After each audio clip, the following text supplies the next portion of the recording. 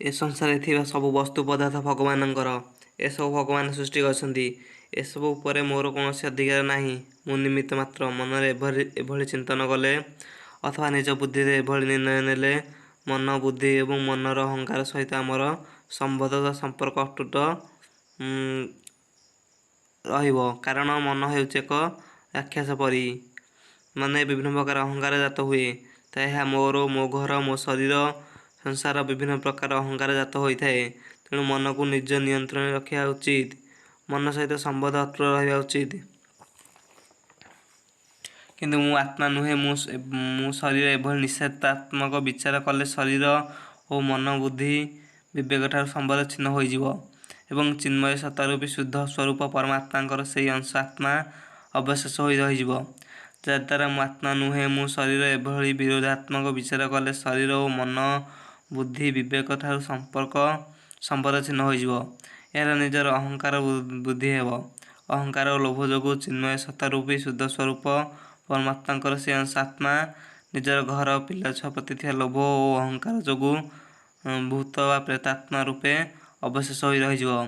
यही तत्वप्राप्ति क्षेत्र में जो साधना विधेय आत्मा नुहे बा निषेधात्मक नुहे से साधना महत्वपूर्ण। यही साधना साधक पक्षे तीनोटी कथा स्वीकार करने आवश्यक। मो शरीर नुहे, शरीर मोर नुहे, शरीर मो पाई नुहे। कारण परमात्मा सबकिछि सृष्टि करछन्ति। ए संसार तांकर। ए संसार वस्तु पदार्थ शरीर तांकर। तेणु आमे स्वीकार करिया उचित जे मो शरीर नुहे, शरीर मोर नुहे, शरीर मो पाई नुहे। व्यक्ति जे पर्यंत मो शरीर शरीर मोर शरीर मो पाई एभଳି भाबुथिବ से पर्यंत जेते ऊपर से सुनले बा पढ़िले बा अथवा जेते धर्म अन्य धर्म को ग्रहण कले मध्य बा अन्य को सुनाइले मध्य ताको शांति मिली पारियो नाही। तार आत्म कल्याण होई पारियो नाही। कारण से निजको शरीर भाबिया द्वारा ताठरे अहंकार जात हेबो। तेणु से कहियो मोर घर मो द्वार मो परिवार किपरि चलियो मो झियो किपरि बाहाब एहीपरि विभिन्न चिंता करिया जोगु ताको शांति मिली पारियो नाही। तार आत्म कल्याण हेबो नाही। जदि से निजको आत्मा भाबिबो तेबे तार मंगल हेबो। तुमे ଏହା मने रखिया उचित। निजको शरीर कहिबो हेले केबे शरीर भाबियो नाही जा तुमर मंगल हेबो नाही। ए दृष्टि भगवान कहछन जे जन्मुथिबा मरुथुवा बदलुथुवा शरीर तुमे नुहे। कारण तुमे हेउछ परमात्मा को सूक्ष्म अंश आत्मा। साधक मनीष प्रथम उत्तम रूपे कथा हृदय रे ग्रहण करने उचित जे मु चिन्मय सत्ता अटे, मु शरीर नुहे। मनुष्य जीवन एक साधना। जदि साधक ग्रहण करिया मु आत्मा बा मनुष्य ग्रहण करिया मु आत्मा मो शरीर नुहे, या जदि ग्रहण करिया तेबे साधना पूर्ण हेबो। कारण जदि जणे तंत्र साधक किंबा तपस्वी ग्रहण करनब मु शरीर तेबे ता भितर अहंकार क्रोध और लोभ जात हेबो। एहा द्वारा निजर लोभ अहंकार जोगु तपस्या विभिन्न परीक्षा रे विफल हेबो, जा द्वारा ता तपस्या पूर्ण होई परिबो नाही।